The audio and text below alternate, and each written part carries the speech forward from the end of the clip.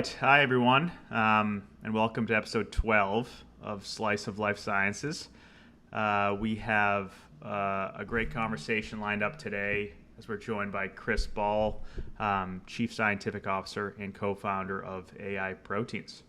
So I've gotten to know Chris over the past year or so, which makes me especially excited to dive into his journey, the newly founded biotech company that is focused on design and engineering of synthetic miniprotein therapeutics. So we will learn a lot more from Chris. But Chris, thank you for taking the time to join us today. Yeah, thanks so much for having me, Dave. I'm really excited to be here today.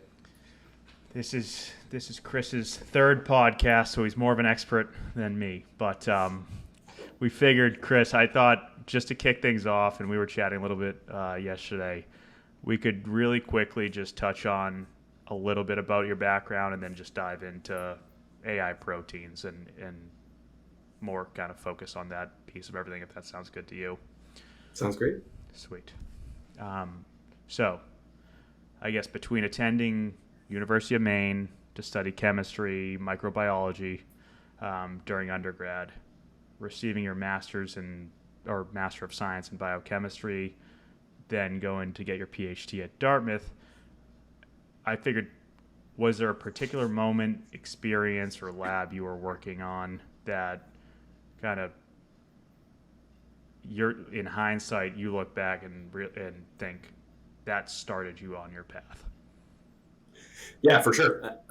I've been, a lifelong protein geek. I actually became very interested in protein engineering in high school, just taking intro-level bio and starting to understand what causes cancer, and that it's really, people think about mutations in the DNA that's causing cancer. But at the end of the day, it's those changes in DNA are changing proteins, protein levels, protein activity.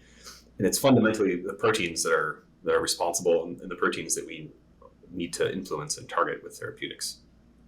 And so that kind of set me off in the path for undergraduate to studying proteins. And while I was an undergraduate, a paper came out that just fundamentally changed how I thought about the world. And this was the first ever computational de novo design of a protein. So this was done by Brian Coleman, who was a postdoc with David Baker at the time. Now he's faculty at UNC. And a de novo design means building a totally new protein that is no evolutionary history to anything in the natural world. So this is completely synthetic.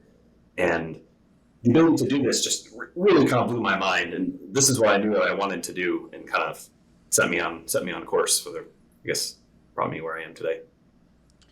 And you, I guess, right after you got your PhD, then you continued at the University of Washington Institute of Protein Design. You were doing quite a bit, you had your hands in a lot of things, it seemed like, right after you got your PhD. I guess, knowing that this is what you wanted to do, did you know you wanted to start a company, or kind of what were you thinking at this stage after whenever it was 2012 maybe, up until AI Proteins? Yeah, so when I was growing up, my dad was a machinist mate in the Navy. So, he was the person who would fix the mechanics of the boat while it was underway. And I didn't really have any exposure into scientific career progression, what it takes to do any of that sort of stuff. And so I didn't really have a good sense for how to get where I should go, or even what I should want that career to look like. And so I oftentimes was just going and following the next step that was in front of me. I knew I wanted to continue studying proteins and learning about them, and ultimately being able to engineer them. And in academia at the time, I think things are changing now, but the pervasive philosophy is that success is staying in academia and continuing to do academic research and to train the next generation of scientists. And that's certainly a very laudable objective, but it's not the only version of success. Yeah. And it actually honestly wasn't until I got my academic position and moved to Boston that I started to truly explore biotech in the biotech space. And I think that's just because of the unique environment that we have here in Boston, where biotech and academia are so tightly integrated and there's so much crosstalk between them. And the town is so small and the community is so close that you just interact a lot more. And kind of the traditional academic view I had of biotech is sort of the other, and I didn't really know much about them or how they operated or what motivates people to do that. Started to feel like more I was already a part of the community, and so making the transition from academia to biotech felt a lot less like a major career change than I think it would have a few years prior. So I guess that leads us to, I guess, how did the foundation of AI proteins come about? What was the genesis?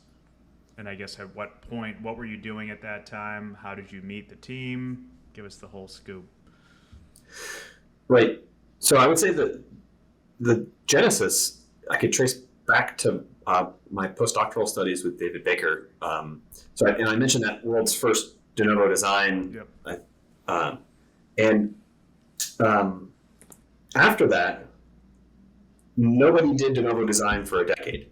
It was this really hard thing that was proven that it was possible to do at all once, and then it was just sort of put on a shelf for 10 years. And I joined the Baker Lab right as I would say the de novo design renaissance was occurring, where it was no longer going to be a one-off, it's possible to do this, but let's actually build the capability to design proteins de novo and be able to functionalize them. And so while I was with David, I did the world's first de novo design of a mini-protein.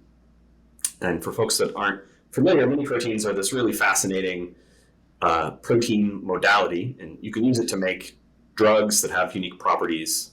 And it also has applications that are really far-reaching beyond therapeutics, diagnostics, agriculture, pesticides, flavorings, biodefense. It's really, the potential is quite fantastic. So we took this capability, and when I started my faculty position at the Institute for Protein Innovation in 2017, the group focused on a lot of protein engineering technologies, but mini-protein engineering was one of the major emphases. Emphasis? Is that a plural? I knew what you meant. Emphases. Yeah. We worked on this a lot. We'll put it that way. I was thinking the same thing. Anyway. Yeah. And so this was really quite fun, and as a faculty, I was recruiting and training folks, and one of the major things that we were working on was building a platform for designing functional mini proteins in high throughput. And we were getting a lot of interest from corporate partners that wanted to access our technology to create lead therapeutics, and it sort of felt like the technology was mature enough that it was time for it to leave academia and go out into the biotech world, where the platform could really start to make a difference. Yeah. So what challenges is what is now AI protein solving, and I guess what can the science, technology, where can it take you and your company? Yeah. So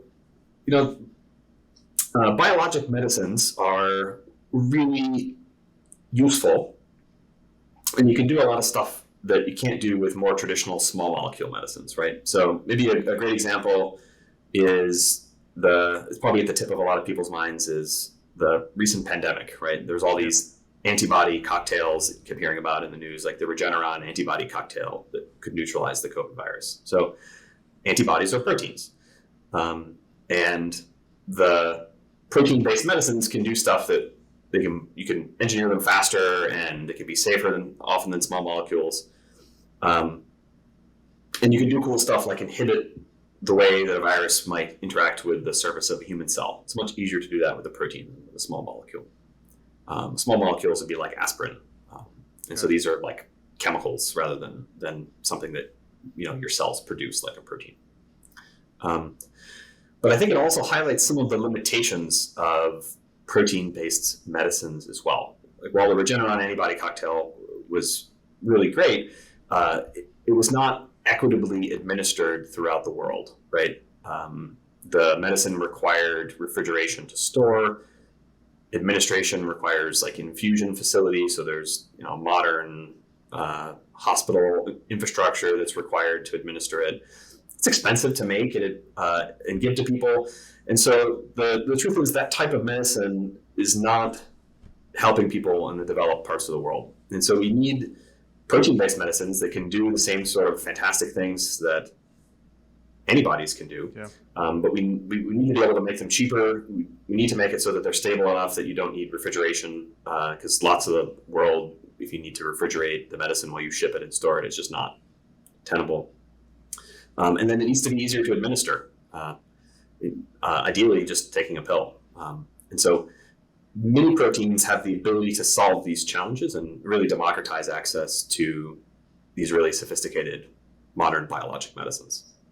Are you focusing on a specific, or I guess specific medicines for now versus can the application be much broader down the road? Yeah, it's a really insightful question. And I think we're taking perhaps a little bit of inspiration from maybe Tesla's business plan, and that you start making a fancy high-end thing, and then you use that to demonstrate the platform potential, and then switch into more economic product, budget-friendly products later. So the first areas that we're going into are not at all surprising. It's inflammatory disease and immuno-oncology, right? I mean, these are the big ticket areas where there's large markets. It's very competitive, but you have the potential to generate enough revenue to get the company sustainably financed into the future, so that we can start to then work on disease areas where the margins are not quite so large. Interesting. And then I guess this is potentially a stupid question for someone that doesn't know, but what is combining computational protein design with laboratory robotics? I guess what is the laboratory robotics piece that your company does? Right. So I think a lot of Is that a stupid question? No, that's actually a fantastic question. Yeah. This is maybe let's pull back and look at the person behind the curtain here. So kind of deal. So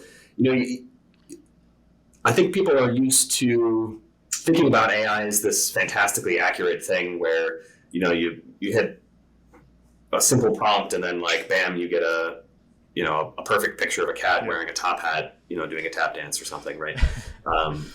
But the truth is that we're not that good at it with drug discovery yet. It's really hard, and there's a lot of parameters that we simply just don't have enough data on for AI to be able to predict accurately. And proteins are also just really complicated systems that we don't understand well enough to even train AI to really do that accurately. So all that is to say is designing proteins is really, really hard, and the computation helps us a fantastic amount and enables us to do things that we otherwise couldn't, but the failure rate is quite high. And so we need to be able to actually produce and characterize lots and lots and lots of different things that come out of the computer in order to find something that works. And usually when you find something that works, it's not like the perfect high resolution picture of a cat, right? It probably has an extra eyeball on it somewhere that you don't want. And so you need to be able to refine it and turn it into the final thing that is what you're trying to produce. Interesting. I guess shifting gears a little bit to the less technical side of things, but so you have, or I guess it's been less than a year since AI was founded. Is that right? And you've grown quite rapidly in that time frame. What sort of culture are you building? Have you built? And just talk to us a little bit about the non-technical side of things, the type of talent you've hired, all that kind of stuff. Curious to hear. Yeah. So this was one of the fun parts, and I think one of the things that our investors really liked a lot is that I left academia, shut down the lab, canceled all the grants, and then hired all of the postdoctoral fellows and research associates from my academic lab who were the world experts in this technology, and into the company. So we had 10 people that came with me to form the foundation of the company. So we actually had really lovely culture already. It was a team that had worked together for quite some time, and it was more just about keeping a good thing going.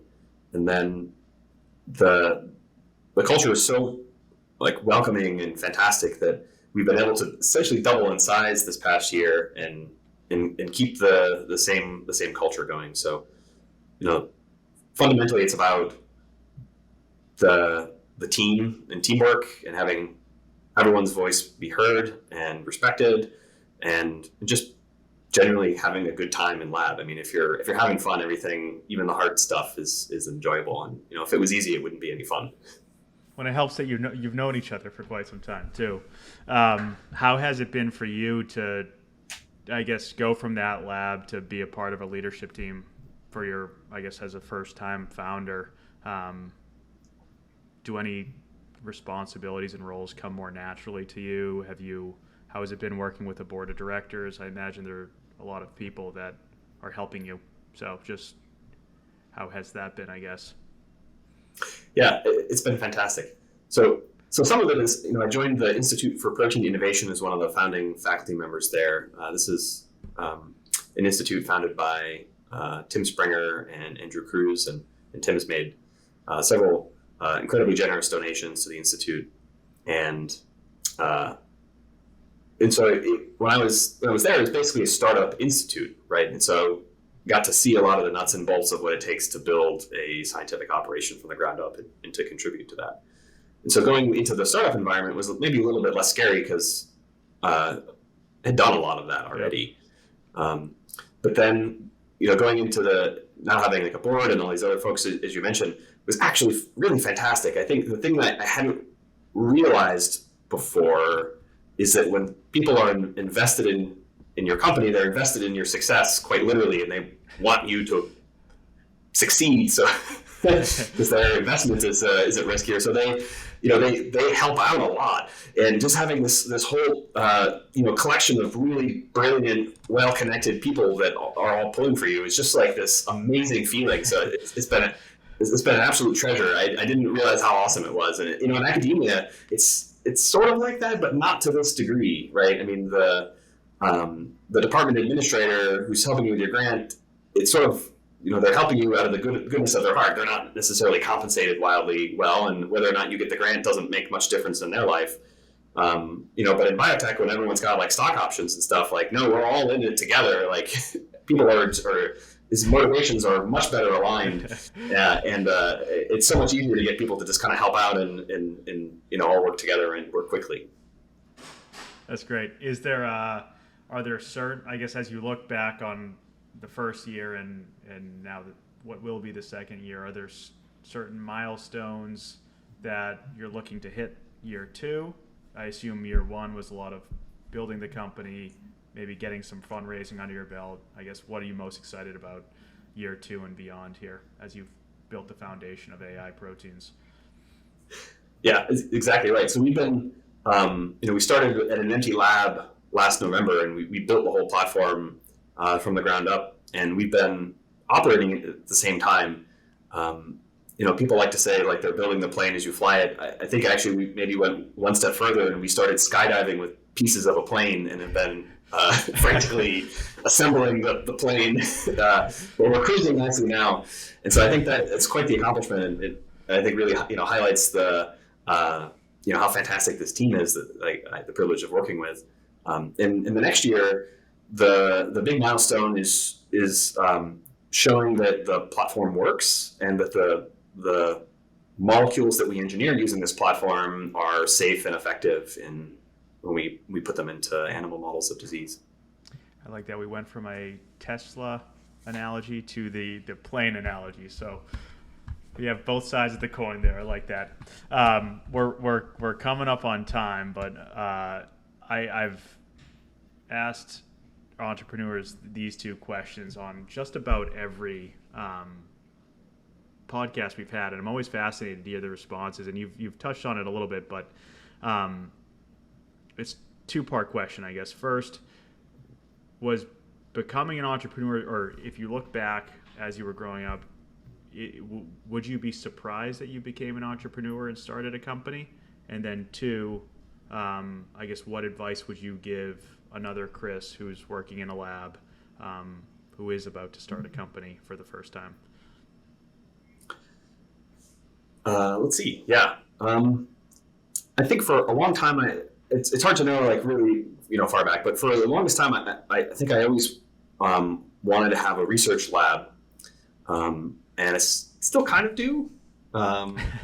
It's just bigger, and I think I'm less involved in the day to day than I'm not like at the bench mixing small quantities of fluids like I once did with micropipetters. But from that perspective, yeah, it's really not that different than being academics. Being in academics, I think for aspiring entrepreneurs, I guess is when you have an idea, go for it. Like I think the things I didn't consider it before, and as soon as I started, I realized there's this entire community of folks that are really excited about entrepreneurship and are really supportive and encouraging, and there's lots of materials and advice, and I definitely learned enough hard lessons the hard way in how to do stuff. And it's so refreshing to be able to learn hard lessons the easy way by listening to the experience of others. Yeah. And I try to not be dumb every day. I don't always succeed, but that's the other the big thing is in some ways I don't want to say it's easy to become an entrepreneur because it's hard, but there's so much more information available now than there once was, and finding community is so much easier now that we've got tools like podcasts that can help get information out and to connect people. And then I don't know, maybe the other one I'll say is just Boston is such an awesome town for doing this, and so I didn't do that on purpose, but man, I feel very fortunate to have started an entrepreneurial journey in this town because the scientific community is so well integrated, the biotech community is so well integrated, and the venture capital community is also here, and it's just one group. Like everyone's friends with each other and can help you get connected, and it's such a vibrant ecosystem. I didn't know anything like this could exist, and I don't think something like this exists anywhere else. Yeah, when did you move to Boston, Chris?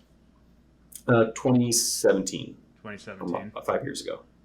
Was it a pretty quick transition to meeting people in the ecosystem?